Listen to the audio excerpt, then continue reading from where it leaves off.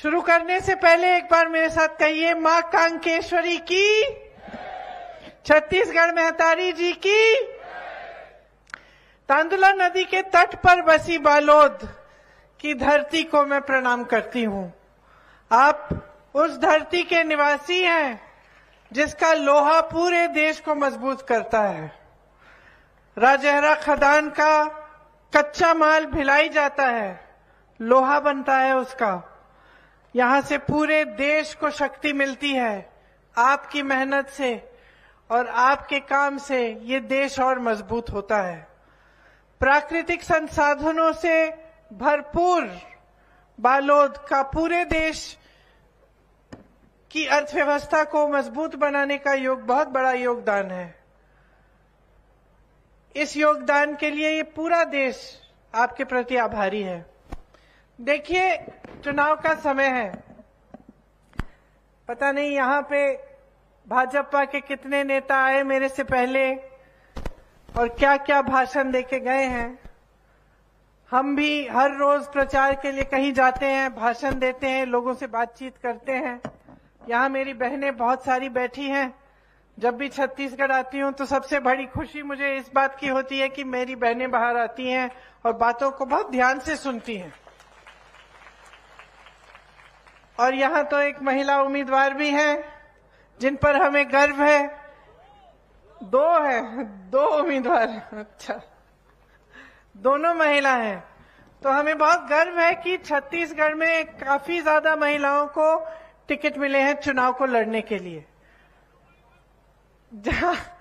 जब भी मैं बघेल जी से पूछती हूँ छत्तीसगढ़ के बारे में, बातचीत करते हैं कि क्या क्या किया है उन्होंने, हमेशा महिलाओं की बात करते हैं।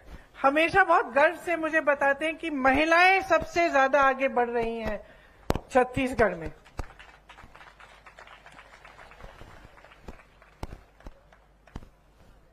आप सबने घोषणाओं की बात की तो मैंने सोचा कि सबसे पहले मैं जो घोषणाएं हैं कांग्रेस पार्टी की, मैं वो सुना देती हूं आपको। उसके बाद मैं अपना भाषण शुरू करूंगी। तो कांग्रेस पार्टी ने तय किया है कि प्रति एकड़ 20 क्विंटल धान खरीदा जाएगा। पहले शायद 15 था, अब इसको बढ़ा के 20 किया है। धान की कीमत 3200 रुपए प्रति क्विंटल तक बढ़ाई जाएगी। छत्तीसगढ़ के किसानों का कर्ज माफ किया जाएगा। केजी से लेकर पीजी तक बच्चों की शिक्षा मुफ्त होगी। सभी सरकारी स्कूल आत्मानंद स्कूलों में अपग्रेड होंगे। जो आज चल रहे हैं उनको और अच्छा बनाया जाएगा। जो आत्मानंद स्कूल है, आपने सुना होगा, वो इंग्लिश मीडियम है, उसमें बहुत अलग तरह की पढ़ाई होती है। उस तरह से इनको बनाया जाएगा। तेंदुपत्ता प्रति मानक बोरा की दर 6,000 रुपए और 4,000 रुपए सालाना बोनस होगा। भूमिहीन कृषि मजदूरों को 10,000 रुपए मिलेंगे। 200 यूनिट फ्री बिजली आप सबको मिलेगी। जब आप सिलेंडर को भरने जाएंगे तो 500 रुपए की आपको सब्सिडी मिलेगी। 17.5 लाख गरीबों को आवास मिलेगा। वन उपज का जो एमएसपी है, जो न्यूनतम समर्थन मूल्य है, उसके अतिरिक्त आपको 10 रुपए मिलेंगे वन उपजों के लिए। 10 लाख रुपए तक आपको मुफ्त इलाज मिलेगा। सड़क हादसों, आकस्मिक घटनाओं में मुफ्त इलाज मिलेगा। तीव्र फसल की एमएसपी पर खरीद होगी। 700 इंडस्ट्रियल पार्क बनाए जाएंगे। शायद अभी तक 300 बनाए गए हैं, 700 और बनाए जाएंगे। महिलाओं और स्वयं सहायता समूह और सक्षम योजना के कर्ज माफ किए जाएंगे। प्रदेश में जाति जनगणना की जाएगी। युवाओं को उद्योग हेतु 50% सब्सिडी के साथ सीधा ऋण मिलेगा। अंत्येष्टि संस्कार में आवश्यक सामग्री लकड़ी, कंडे सरकार देगी। ये नई घोषणाएं हैं। अब देखिए, इनके बारे में, इन घोषणाओं के बारे में, हमारी पार्टी के बारे में, आपके प्रदेश के बारे में और खास तौर से आपके अपने भविष्य के बारे में कुछ चीजों को समझना बहुत ही जरूरी है। मेरी बहनें, खास तौर से आपको, क्योंकि आप बच्चों की परवरिश करती हैं, अगली पीढ़ी आपके हाथों में है। आप खेतों पे भी काम करती हैं, बाहर भी जाती हैं काम करने के लिए, नौकरियां भी करती हैं, लेकिन उसके बावजूद घर आकर सबका देखभाल करती हैं, परिवार को बनाती हैं और समाज की, बच्चों की परवरिश करके समाज को मजबूत बनाती हैं। तो आप सबको अपने भविष्य के बारे में अच्छी तरह से बातों को समझना बहुत ही जरूरी है आप सबके लिए। अब चुनाव आ रहा है तो अक्सर ये होता है कि हम पूछते हैं कि भाई किसको वोट डाल रहे हो, तो लोग कहते हैं कि हम एक पार्टी को डाल रहे हैं क्योंकि हम बहुत सालों से डाल रहे हैं, बहुत समय से इन्हीं को डाल रहे हैं, या हम इसको डाल रहे हैं क्योंकि धर्म की बात ये अच्छी करते हैं, या हम उस पार्टी को डाल रहे हैं क्योंकि ये जाति की बात करते हैं। लेकिन मैं आज आकर यहाँ पे आपसे ये बात करना चाहती हूं कि जो आपका वोट है वो कीमती इसलिए है क्योंकि इस पे आपका भविष्य बनता है। तो ये वोट उसी पार्टी को जाना चाहिए जो आपके लिए काम करके दिखाती है। आज आप अपने प्रदेश को देखें तो देखिए, जैसे मैंने धान खरीद की बात की, मैंने कहा कि धान को 3200 रुपए में खरीदा जाएगा। अब मैं यहां खड़े होकर कुछ भी कह सकती हूं 500 का, 5000 का खरीद लेंगे। आपको कैसे मालूम है कि हम जो कह रहे हैं वो सच है और उसे हम पूरा करने जाएंगे? क्योंकि ये मिसाल है, मैं मिसाल के तौर पे कह रही हूं, क्योंकि आज छत्तीसगढ़ में धान 2400 रुपए से ज्यादा में आज खरीदा जा रहा है और ऐसा पूरे देश भर में कहीं नहीं हो रहा है। मोदी जी आते हैं, वो कहते हैं कि वो भेज रहे हैं ये पैसे धान खरीदने के लिए, लेकिन सच्चाई क्या है? सच्चाई ये है कि उत्तर प्रदेश में, वाराणसी में, जहां से मोदी जी खुद सांसद हैं, वहां पे धान आज 1200 रुपए में खरीदा जा रहा है। सिर्फ छत्तीसगढ़ में आज 2400 रुपए मिलते हैं आपको धान के लिए। तो जब हम बात करते हैं कि हम इसको बढ़ाएंगे, 3200 करेंगे, तो इस बात का कुछ आधार है। जब हम कहते हैं हम बिजली बिल माफ करेंगे या उसको हाफ करेंगे, इसका आधार है कि कई प्रदेशों में ऐसा किया गया है।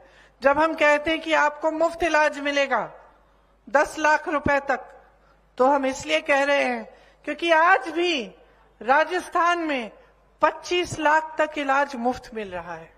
तो जब आप अपने प्रदेश को देखते हैं तो क्या समझने की जरूरत है कि पिछले 5 सालों में क्या आपके प्रदेश को मजबूत किया गया है या कमजोर किया गया है? क्या जो आपकी संपत्ति है, जो सरकार का पैसा होता है, वो सरकार का नहीं होता है, वो आपकी जनता का पैसा होता है, आपकी संपत्ति होती है। ताली बजाने की बात नहीं है बहनों और भाइयों, ये सच्चाई है जिसका एहसास आपको होना चाहिए। जब सरकार खर्चती है इन पैसों को, तो आपको पूछना चाहिए, भाई ये मेरे काम के लिए खर्चा जा रहा है या ये किसी और वजह से खर्चा जा रहा है? तो आप केंद्र सरकार को देखिए, भाजपा की जो मोदी सरकार है, मोदी जी के लिए 8000 करोड़ रुपए का एक जहाज खरीदा। उस जहाज का क्या इस्तेमाल होता है? मोदी जी घूमने जाते हैं विदेश में, एक जहाज खरीदा, एक और खरीद लिया। 16,000 करोड़ रुपए के 2 हवाई जहाज सिर्फ मोदी जी के घूमने के लिए खरीदे गए। आगे बढ़ते हैं, हमारा एक बहुत सुंदर संसद भवन है जो 70 सालों से चल रहा है। हो सकता है उसमें कुछ मरम्मत की जरूरत होगी, लेकिन मोदी जी ने कहा कुछ सालों पहले कि हम इसको पूरा नया बनाएंगे। हम दिल्ली के सुंदरीकरण को के लिए और संसद भवन के सुंदरीकरण के लिए हम 20,000 करोड़ रुपए खर्चेंगे। किसका पैसा बताइए? किसका पैसा है? जोर से बोलो। आपका पैसा। 20,000 करोड़ खर्च रहे हैं संसद भवन के लिए। अभी अभी उद्घाटन हुआ कुछ महीनों पहले। जब उन्होंने ये घोषणा की, उस समय मैं उत्तर प्रदेश में काम करती थी। उस समय गन्ने के किसानों का जो बकाया था वो 15,000 करोड़ रुपए था। किसान सब सड़क पे थे। गन्ने के किसान बकाया मांग रहे थे, बाकी किसान कह रहे थे कि हमें ये काले किसान के कानून नहीं चाहिए। उसी समय जब इनका बकाया 15,000 करोड़ रुपए था, आपने घोषणा की कि 20,000 करोड़ रुपए हम संसद भवन की सुंदरीकरण के लिए कर रहे हैं, दे रहे हैं। और आपने उसी समय कहा कि 15,000 करोड़ के बकाये को देने के लिए आपके पास पैसे नहीं है। तो किसान के लिए पैसे नहीं है, लेकिन संसद को सुंदर बनाना है, अपना मान सम्मान बनाना है, अपने लिए हवाई जहाज खरीदने हैं, इसके लिए पैसा है। इसी तरह से जब किसानों के कर्ज को माफ करने की बात हुई, आपको याद होगा जब यहां पे कांग्रेस की सरकार बनी, आपको वादा किया था किसानों के कर्ज माफ किए जाएंगे। जैसे ही 24 घंटे नहीं हुए थे, 24 घंटे नहीं हुए थे कि बघेल जी और राहुल जी की बात हुई, और पहली जो मीटिंग थी मंत्रिमंडल की, पहली सभा में यह तय किया गया कि आज से हम किसानों के कर्ज माफ करना शुरू करेंगे। हुआ कि नहीं हुआ? हुआ। आपने खुद देखा, आप में से कई किसान भी होंगे जिनके कर्ज माफ हुए, तो आपने खुद देखा कि ये काम हुआ। भाजपा के लोग क्या कहते हैं? इसके लिए पैसे नहीं है। ये कहकर कि किसानों के कर्ज माफ करने के लिए पैसे नहीं है, उसी समय बड़े बड़े उद्योगपति अडानी जी, अंबानी जी के हजारों करोड़ रुपए माफ कर रहे हैं, जिनको जरूरत ही नहीं है, जिनके पेट भरे हैं, जिनके जीवन अच्छे चल रहे हैं, जिनके बड़े बड़े महल हैं।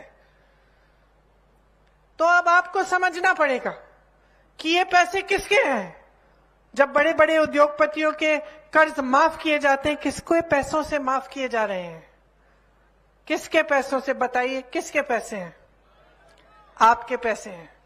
जब बड़ी बड़ी इमारतें होती हैं, कुछ तो काम की होती हैं, ऐसी बात नहीं है कि सारी काम की नहीं है, कुछ चीजें काम की होती हैं, उनको समझिए कि चलो इस बार तो अच्छी तरह से पैसा खर्चा है। लेकिन जब आप देखते हैं कि फिजूल के खर्चे हो रहे हैं और आपका सारा पैसा आपसे लिया जा रहा है, आप पे हर तरह की टैक्स लग रही है, जीएसटी लग रहा है, हर चीज पे। आपको कल दिवाली के लिए, धनतेरस के लिए बर्तन या कुछ खरीदने के लिए जाना होगा। अब देखिए महंगाई बढ़ गई है, बहुत बढ़ गई है। मेरी बहनें, आप जब दुकान जाती हैं, कुछ खाना बनाना है, कुछ मेहमान आ रहे हैं, घर में कुछ टूट गया है, उसकी मरम्मत करनी है, छत की थोड़ी मरम्मत करनी है, या दिवाली आ रही है, लिपाई पुताई करानी है, घर को सुंदर बनाना है, तो आपके दिल में ये बात हमेशा होती है, भाई कैसे करेंगे। हमें अगर खाना बनाना है, सोचते कि हम 2-4 सब्जियां बनाएंगे, कुछ बनाएंगे मेहमानों के लिए, दुकान जाते हैं, पहले टमाटर के दाम आसमान छू रहे थे, आज प्याज 100 रुपए से ज्यादा। तो दिल में ये लगता होगा कि खरीदेंगे कैसे, करेंगे कैसे, आगे बढ़ेंगे कैसे। हर रोज एक नया संघर्ष है हमारे सामने। और इसी समय आप देख रहे हैं कि आपकी जो संपत्ति है वो बड़े बड़े उद्योगपतियों को दी जा रही है। जो बड़े बड़े कंपनियां, जो सरकारी कंपनियां बनी थी, जिनको पीएसयू कहते हैं, उनसे कितने रोजगार मिलते थे। सब वही रोजगार चाहते थे एक जमाने में, चाहते थे कि प्राइवेट में नहीं, सरकार में हमारी नौकरी हो जाए, हम सुरक्षित हो जाएंगे। आज वो कंपनियां कहाँ हैं? वो तो देश की अमानत थी, देश की संपत्ति थी, आपकी थी वो भी। आज कहाँ है? सब प्राइवेट कर दी गई है। और किसको दी गई हैं? बड़े बड़े उद्योगपतियों को, कौड़ियों के दाम में बेची गई हैं। ज्यादातर अडानी जी को दी गई हैं। जितने भी बंदरगाह हैं, जितने हवाई अड्डे हैं, जितनी बड़ी कंपनियां हैं, ज्यादातर इन लोगों को सरकार ने दे दी। तो ये सरकार आपसे पैसे छीनती है, आपकी संपत्ति का इस्तेमाल करती है और बड़े बड़े उद्योगपतियों को दे देती है। इस सरकार में गरीबों के लिए सोच नहीं है, मिडिल क्लास के लिए सोच नहीं है। अब यहां सरकारी कर्मचारी बैठे होंगे काफी। जैसे मैंने कहा, एक जमाने में सब सरकारी नौकरी चाहते थे, क्योंकि उससे क्या होता था कि 20 साल नौकरी करने के बाद भी सुरक्षा मिल जाती थी, पेंशन मिलता था, और वो पेंशन अपने हाथों में मिलता था। फिर क्या हुआ, भाजपा की सरकार आई काफी सालों पहले और उसी पेंशन को इन्होंने कहा कि इसका निवेश हम करेंगे, ये पेंशन के पैसे हम रख के इसका इन्वेस्टमेंट हम करेंगे। तो क्या हुआ कि आपको आज मालूम नहीं है कि आपके पैसे कहां जा रहे हैं। आपके पैसे अगर ऐसी जगह इन्वेस्ट कर ली कि कहीं पे मार्केट डाउन हो गई, पैसे गवा दिए, तो आप क्या करेंगे। 20 सालों से आपने मेहनत की, आप अपनी सुरक्षा चाहते थे, इसीलिए आज सरकारी अधिकारी, सरकारी कर्मचारी सब सिर्फ एक चीज मांग रहे हैं कि भाई हमारा जो पुराना पेंशन होता था वो हमें वापस दे दो। वैसा ही चाहते हैं हम, हमारी कमाई है, हमारा पैसा है, हमारी आज्ञा के बगैर आप इधर उधर डाल रहे हैं, इससे अच्छा हमें ही दे देते, हम रख लेंगे और हम इस पैसों की खुद हिफाजत करेंगे। ये कोई गलत मांग नहीं है, ये सही मांग है। इसीलिए छत्तीसगढ़ में आज ओपीएस लागू है, इसीलिए राजस्थान में लागू है, इसीलिए हिमाचल प्रदेश में लागू है, इसीलिए कर्नाटका में कांग्रेस की सरकार आते ही लागू की गई। भाजपा की सरकारें क्या कहती हैं, हमारे पास पैसे नहीं है। तो आपके पास उद्योगपतियों के लिए पैसे हैं, किसानों के लिए नहीं है। आपके पास बड़े बड़े संसद भवन के सुंदरीकरण के लिए पैसे हैं, लेकिन सरकारी कर्मचारियों के लिए नहीं है। आपके पास बड़े बड़े हवाई जहाज बनाने के लिए पैसे हैं, G20 जैसे बड़े बड़े इवेंटबाजी करने के लिए पैसे हैं, लेकिन गरीबों के लिए नहीं है। तो ये सरकार जो चल रही है किसके फायदे के लिए चल रही है, जो मोदी जी की सरकार है, ये आपको समझना पड़ेगा। क्योंकि आज आपका प्रदेश एक ऐसे मोड़ पे है कि 5 सालों के लिए बहुत अच्छा काम किया गया है यहां, और इसके बारे में भी मैं आपको बताऊंगी।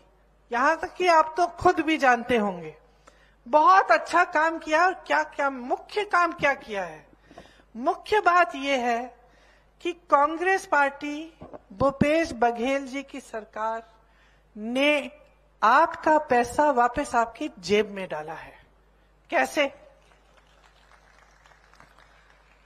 जो गांधी जी का स्वराज का मॉडल था, क्या मॉडल था? गांधी जी कहते थे जब तक गांव मजबूत नहीं बनेगा तब तक देश विकास नहीं कर सकता। कहते थे गांव में रोजगार दो, गांव में पैसा डालो, गांव को मजबूत बनाओ, ताकि गांव की मजबूती से पूरे देश भर में जब गरीब मजबूत बनेगा, जब वो सशक्त बनेगा, तो पूरा देश सशक्त बनेगा। और यही हमारी परंपरा रही है कांग्रेस पार्टी की। इसीलिए कांग्रेस पार्टी ने हमेशा आपके अधिकारों की बात की। शिक्षा का अधिकार, रोजगार का अधिकार, मनरेगा आया। क्यों? हमने कहा आपका अधिकार है कि आपको गांव में रोजगार मिलना चाहिए, इसीलिए मनरेगा की स्कीम आई। हमने कहा शिक्षा का अधिकार है कि सब बच्चों को शिक्षा मिलनी चाहिए, ये देश के बच्चों का अधिकार है। तो भोजन का अधिकार कि सबको खाना मिलना चाहिए। ये जो मिड डे मील वगैरह शुरू की थी, ये किस लिए था? सबको खाना मिलना चाहिए। जल, जंगल और जमीन पर आपको अधिकार मिलना चाहिए, इसीलिए कांग्रेस के बड़े बड़े नेताओं ने आपको पट्टे दिलवाए।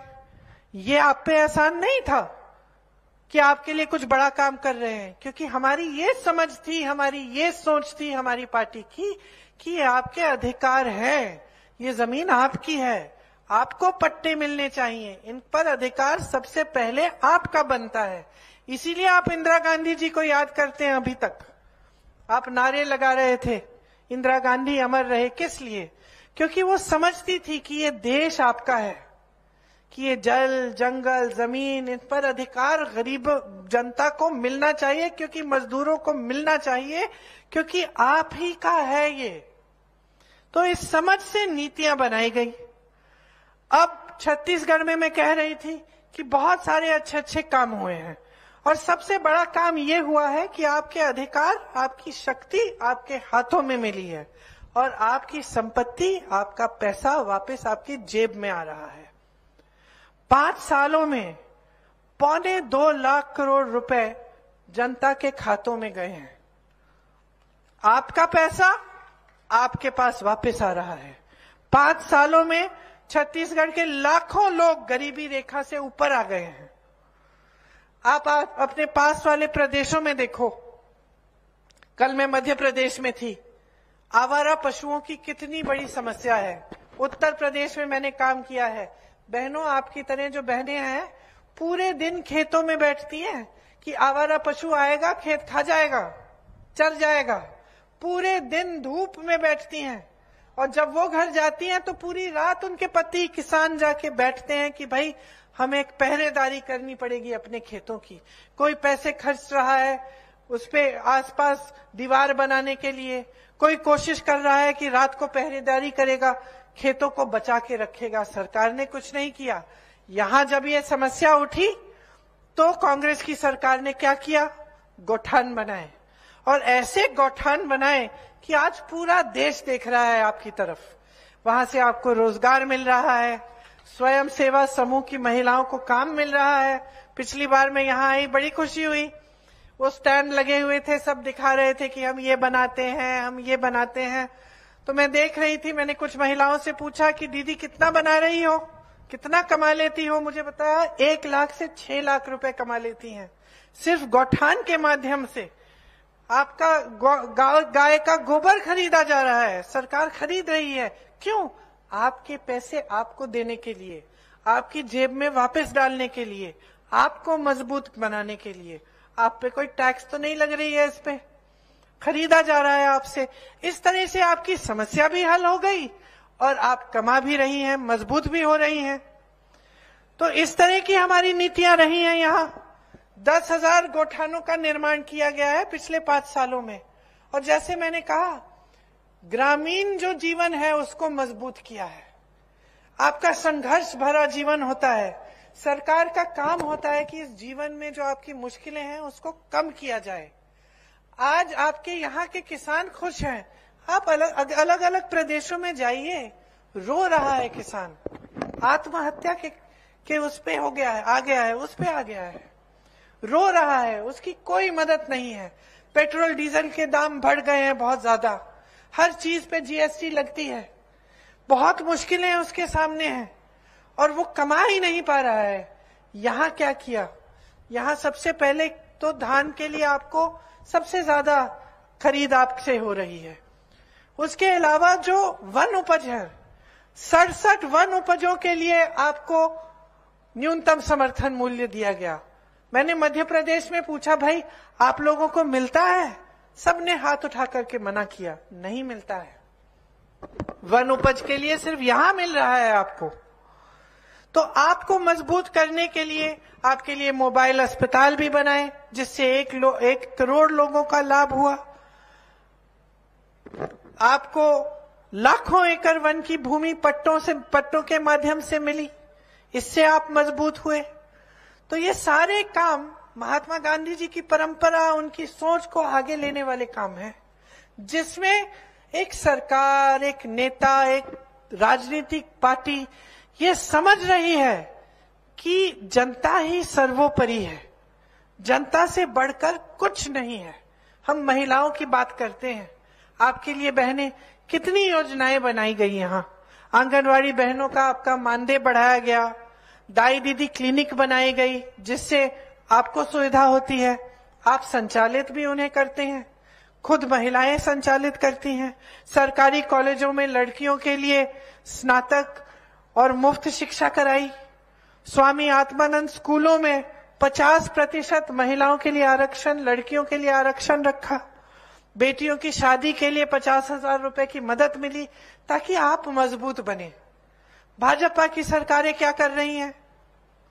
चुनाव आने लगता है तब घोषणाएं करते हैं। मध्य प्रदेश में गई, 18 सालों से सरकार है बहनों, भाजपा की 18 सालों से वहां सरकार है। 18 सालों से महिलाओं के लिए कुछ नहीं किया। अब चुनाव आ रहा है, 2 महीने पहले घोषणा कर दी कि आपके खातों में हम पैसे डालेंगे हर महीने। तो भाई क्या पहले महिलाएं गरीब नहीं थी? क्या पहले मुश्किलों में नहीं थी? क्या पहले संकटों का सामना नहीं कर रही थी? तो आपने इतने साल, 18 साल इंतजार क्यों किया? तो इससे आपको पता चलता है कि इनकी घोषणाएं क्या सचमुच आपको मजबूत बनाने के लिए, आपको सशक्त बनाने के लिए है, या सिर्फ अपने आप को सशक्त बनाने के लिए चुनाव के समय वोट लेने के लिए है। तो जब मैं कहती हूं कि गहराई से समझो, एक समय था जब भाजपा का राज था छत्तीसगढ़ में। आपका प्रदेश, जब लोग छत्तीसगढ़ का नाम सुनते थे तो मन में ये बात आती थी कि वहां हिंसा है, हिंसा का राज है, अराजकता है, गरीबी है। आज आपके प्रदेश के बारे में लोग क्या कहते हैं? मैं कुछ दिनों पहले एक शादी में गई थी दिल्ली में। वहां कुछ उद्योगपति थे, कुछ ऐसे दिल्ली के लोग थे। मुझे कहने लगे हमने सुना है कि सबसे अच्छी जगह बिजनेस करने के लिए तो रायपुर में है, छत्तीसगढ़ में है। हमने सुना है कि वहां का विकास बहुत ही ज्यादा हो रहा है। तो आज आपके प्रदेश के बारे में अन्य लोग दूसरे प्रदेशों में क्या सोच रहे हैं? आज देख रहे हैं कि देखो छत्तीसगढ़ आगे बढ़ रहा है, आपका मान सम्मान आगे बढ़ रहा है। यहाँ एक नेता की मान सम्मान की बात नहीं हो रही है। भूपेश बघेल जी आपके काका हैं, आप उनको काका मानते हैं, आप उनको सर्वशक्तिमान, जिस तरह से मोदी जी ने अपने आप को बनाया वैसे नहीं मानते आप, कि आपसे दूर दूर रहते हैं, आप उनको टीवी पे देखते हैं। आपके बीच किसान के बेटे हैं, आपके बीच से उभर आए हैं, आपको जानते हैं। कुछ दिनों पहले मेरे भाई को ले गए थे खेतों में धान की कटाई के लिए, देखा आपने वीडियो? भैया सीख रहे थे, कौन सिखा रहा था? बघेल जी दिखा रहे थे। बघेल जी दिखा रहे थे क्योंकि वो जानते हैं वो किसान के बेटे हैं। तो आप ही में से निकले हैं, आपकी समस्याओं को समझते हैं। और वो अकेले ऐसे नेता नहीं है हमारी पार्टी में। हमारी पार्टी में तमाम ऐसे नेता हैं जो आपके बीच से उभर के आए हैं, जिनको हमारी पार्टी ने सशक्त बनाया है। और आपने अपनी शक्ति उन्हें दी है इसलिए क्योंकि वो आपको समझते हैं और दिल से आपके लिए काम करना चाहते हैं। आज आपकी संस्कृति को आगे बढ़ाया गया है। छत्तीसगढ़ महतारी मैं भी जानती हूँ, पूरा देश जानता है। प्रदेश के जो तीज त्योहार हैं, आपके जो खेल हैं, जो गांव में आप खेलते हैं, वो भी आगे बढ़ रहे हैं, उनको भी बढ़ावा दिया जा रहा है। भगवान राम, माँ सीता का वनगमन पथ बना है ताकि यहाँ पे तीर्थ यात्रा के लिए लोग आए। पहले कभी ऐसा नहीं हुआ था। संपूर्ण विकास है जो आध्यात्मिक तौर पर भी आपको समृद्ध कर रहा है। तो यहाँ आपने अपनी ही संस्कृति का बढ़ावा देखा। पूरे दुनिया भर की जितनी भी आदिवासी कौम है सब यहीं आते हैं एक बार, जो आदिवासियों का बड़ा पर्व मनाते हैं यहाँ। तो ये सब काम आपके प्रदेश के लिए किया गया है, आपके लिए किया गया है। जबकि आप अपनी आंखों से देख रहे हैं कि भाजपा की सरकारें बड़े बड़े उद्योगपतियों के लिए बन रही हैं और उन्हीं के लिए चल रही हैं। जैसे मैंने कहा, आपकी संपत्ति उनको दी जा रही है। अडानी जी एक दिन में, सुन लीजिए बहनों, एक दिन में एक आदमी अडानी जी 1600 करोड़ रुपए कमाते हैं एक दिन में। और देश का किसान आज 27 रुपए कमा रहा है एक दिन में। आप भूखे हैं, आपको कमाने में मुश्किल, और आपके पैसे, आपकी संपत्ति उनको दी जा रही है जो 1600 करोड़ रुपए कमा रहे हैं। ये है इनकी नीति। आज महंगाई और बेरोजगारी से पूरा देश जूझ रहा है। सबसे ज्यादा बेरोजगारी 45 सालों में आज है देश में। तमाम सरकारी पद खाली हैं। मध्य प्रदेश में अगर ये दुखद बात नहीं होती तो हास्य बात होती कि 3 सालों में सरकार ने 21 रोजगार दिए हैं, जबकि हर स्तर पर सरकारी पद खाली पड़े हैं। यहां आपकी सरकार ने आपके प्रदेश को जो केंद्र सरकार की कुनीतियां हैं उससे बचा के रखा है। अगर यहाँ का किसान आज खुश है, खुशहाल है, तो ये क्योंकि यहाँ की सरकार, हमारी सरकार की नीतियों ने आपको बचाया है। महंगाई से भी बचाया है। जो गैस सिलेंडर आपको मिलता है यहाँ पे, वहां बाहर अलग अन्य प्रदेशों में 1200-1400 तक पहुंच गया है। आपको सुविधा मिलती है। आपको हर तरह से महंगाई से बचाने की कोशिश प्रदेश की सरकार ने की है। किसानों को मजबूत करने की कोशिश की है। तो जब हम बात करते हैं आपकी मजबूती की, तो इसमें 2 और मुख्य चीजें हैं जिसके बारे में मैं कहना चाहती हूं। सबसे पहले तो हम जातिगत जनगणना मांगते हैं, राहुल जी ने ये मांग उठाई। और जातिगत जनगणना होती क्या है, आपने बहुत बार बार सुनी होगी ये बातें। अब मेरे ओबीसी के भाई बहन यहां बहुत होंगे, एससी के, एसटी के। देखिए, खास तौर से आप लोगों के लिए ये बहुत जरूरी है कि आप ध्यान से सुने। जातिगत जनगणना का मतलब है कि देश में गिना जाए कि ओबीसी कितने हैं, दलित कितने हैं, आदिवासी बहन भाई कितने हैं, गरीब बहन भाई कितने हैं, कितने किसान ऐसे हैं जो गरीबी रेखा से नीचे हैं, कितनी जातियों का कौन कौन है, ये गिनती हो जाए। ये गिनती हम क्यों मांगते हैं? हम ये गिनती इसलिए मांगते हैं क्योंकि जब तक ये गिनती नहीं होगी तो सही तरह से न प्रतिनिधित्व होगा और न नीतियां बन सकती हैं। जब गिनती होती है तो हम जानते हैं कि भाई इस इलाके में इतने लोग दलित हैं, इनके लिए हम एक खास नीति बना सकते हैं, इनकी मदद के लिए, इनको आगे बढ़ाने के लिए। या हम कह सकते हैं कि जो ओबीसी वर्ग है ज्यादातर किस तरह के काम करते हैं, ये बढ़ाई का काम करते हैं, जैसे मजदूरी का काम करते हैं और अन्य ऐसे काम हैं जो ज्यादातर ओबीसी वर्ग के लोग करते हैं। तो हम सोच सकते हैं कि ठीक है, इन वर्गों को मजबूत करने के लिए, इन्हें और संपत्ति देने के लिए, इन्हें सशक्त बनाने के लिए कैसी कैसी स्कीम हम बना सकते हैं। जब गिनती नहीं होगी तो पता कैसे चलेगा कि किसके लिए क्या करना है और कैसे करना है? पता कैसे चलेगा कि सही प्रतिनिधित्व हो रहा है सबका कि नहीं? पता नहीं चलेगा। अब आपने मोदी जी से बहुत बार सुना होगा, वो कहते हैं कि वो खुद ओबीसी हैं, कहते हैं कि खुद ओबीसी वर्ग के लिए खूब काम करेंगे, आगे बढ़ाएंगे। और हम जब कहते हैं कि भैया गिन तो लो, आप काम करना चाहते हो, आगे बढ़ाना चाहते हो, मदद करना चाहते हो, तो गिन तो लो कितने लोग हैं, किस जाति के। मोदी जी कहते हैं कि गिनना ही नहीं है। जातिगत जनगणना की बात सुनते ही सारे भाजपा के नेता बौखला गए, फिजूल की बातें करने लगे इधर उधर के कि भाई कुछ भी हो जाए, ये नहीं करना हमें। क्यों? क्योंकि ये जो घोषणाएं करते हैं, जो बातें करते हैं, खोखली हैं, आपके लिए सचमुच काम नहीं करना चाहते। ये सब अपनी मान सम्मान को बढ़ाने के लिए, वो दिखे सर्वज्ञानी, सर्वोपरि, वही दिखे।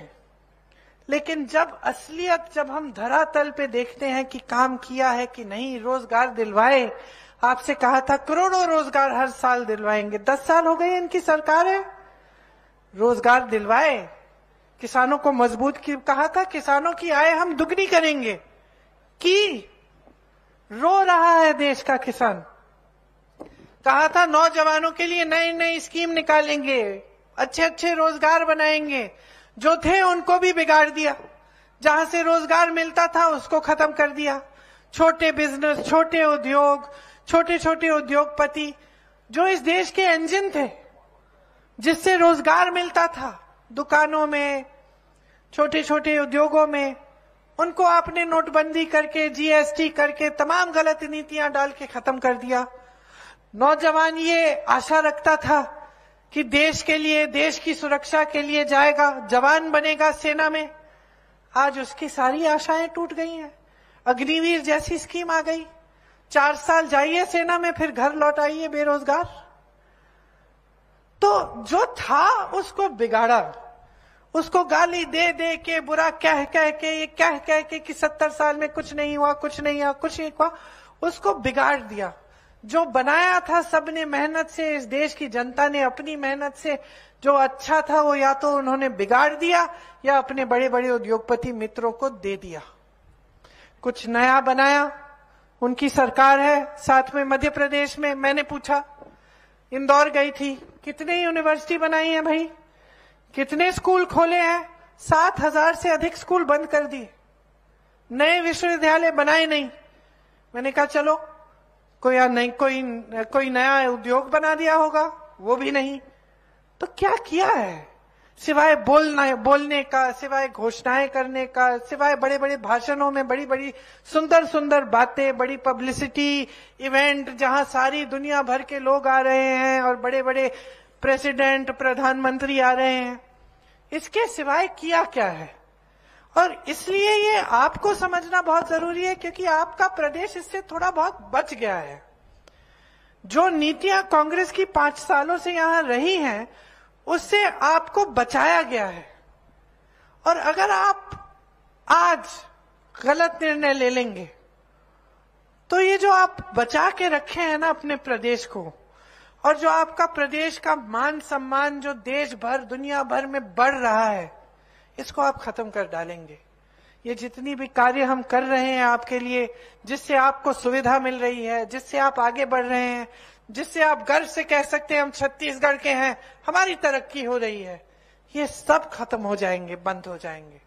कोई ऐसा प्रदेश आप मुझे दिखा दीजिए पूरे देश में जहां भाजपा की सरकार है, जहां जो पलायन करके गया था वो आज कहने लगा है कि हम वापस अपने देश जाएंगे, अपने प्रदेश जाएंगे। एक दिखा दीजिए, एक ऐसा नहीं है।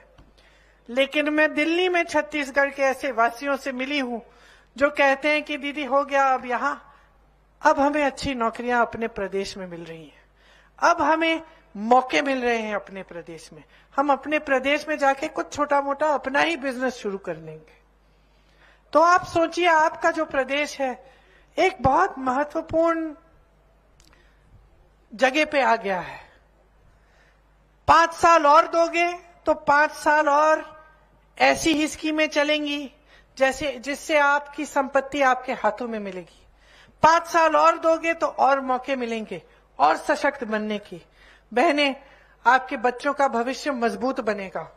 जैसे पिछले 5 सालों में आपने खुद ही देखा होगा, आपका अपना अनुभव आपको कह रहा होगा कि हाँ, हमने तरक्की देखी है, हमारी आंखों के सामने कुछ अच्छा हो रहा है। ये जो कांग्रेस की राजनीति चल रही है, कांग्रेस की सरकार चल रही है, ये हमारी भलाई के लिए ही चल रही है। तो मैं आपसे सिर्फ ये कहना चाहती हूं कि गहराई से समझो कि आपका प्रदेश आज आगे बढ़ने लगा है। 5 साल और दोगे तो कहां पहुंच जाएगा? 5 साल और दोगे तो कितने और सशक्त बन जाओगे, कितनी और संपत्ति जो आप ही की है आपके जेब में डाली जाएगी। और जो आसपास के प्रदेश हैं, उत्तर प्रदेश को देखिए, मध्य प्रदेश को देखिए, आसपास से का कोई सा भी प्रदेश देख लीजिए जिसमें भाजपा की सरकार है, आपको खुद दिख जाएगा कि उसमें और आप में कितना फर्क है। इसीलिए आप जब वोट डालने के लिए जाएंगे तो पूरी तरह से जागरूक बन के अपना वोट दीजिए। पता करिए, अगर आपको मेरी बातों पर विश्वास नहीं है, आपको लगता है कि चलो ये तो कांग्रेस पार्टी के लोग हैं, ये तो कहेंगे ही, तो आप खुद किसी जान पहचान से पूछ लीजिए किसी और प्रदेश में कि भाई कैसा चल रहा है काम, वहां किसान खुश है, वहां महिलाओं के लिए मौके हैं, वहां क्या गौठान बने हैं जहां से नौकरियां मिलती हैं, क्या ग्रामीण रोजगार बढ़े हैं कि घटे हैं। तो आपको सच्चाई खुद पता चल जाएगी। और जो आप जी रहे हैं, जो तरक्की आप खुद देख रहे हैं, उसको भी आप गहराई से समझो, ताकि जब आप वोट डालने जाएंगे तो आपका वोट सही जगह जाएगा। क्योंकि बहुत बड़ी जिम्मेदारी है, आज गलती करोगे तो 5 साल भुगतोगे। ये जो महंगाई जिसने पूरी देश की कमर तोड़ रखी है, इससे आप अभी भी बचे हुए हो, आपको सहूलियत मिलती है, रोजगार फिर भी आपको मिल रहे हैं प्रदेश में। तो इन सब बातों के बारे में अच्छी तरह से सोचकर, गौर से सोचिए और तभी अपना वोट डालिए। मैं तो दावे के साथ कह सकती हूं कि अगर आप सोच समझ के और पूरी जिम्मेदारी से अपना वोट डालेंगे तो आपका वोट सिर्फ और सिर्फ कांग्रेस पार्टी को जाएगा। और अपनी तरफ से मैं कहना चाहती हूं कि जब पिछली सरकार बनी थी तो मेरे भाई राहुल जी ने कहा था कि किसानों का कर्ज माफ करना एकदम शुरू किया जाएगा। बघेल जी ने 24 घंटों के अंदर अंदर वो काम शुरू किया। मैं आपसे कहना चाहती हूं कि जो घोषणाएं आपके सामने हम सब कर रहे हैं, उनको जल्द से जल्द जैसे ही सरकार बनेगी उनको भी लागू किया जाएगा, ताकि आप खुद अपने जीवन में परिवर्तन देख पाएंगे। आप सबको बहुत बहुत धन्यवाद, खास तौर से मेरी बहनों को। और दिवाली तो कुछ दिनों में है, लेकिन आज आई हूं, दिवाली की खूब सारी शुभकामनाएं। धन्यवाद। जय हिंद।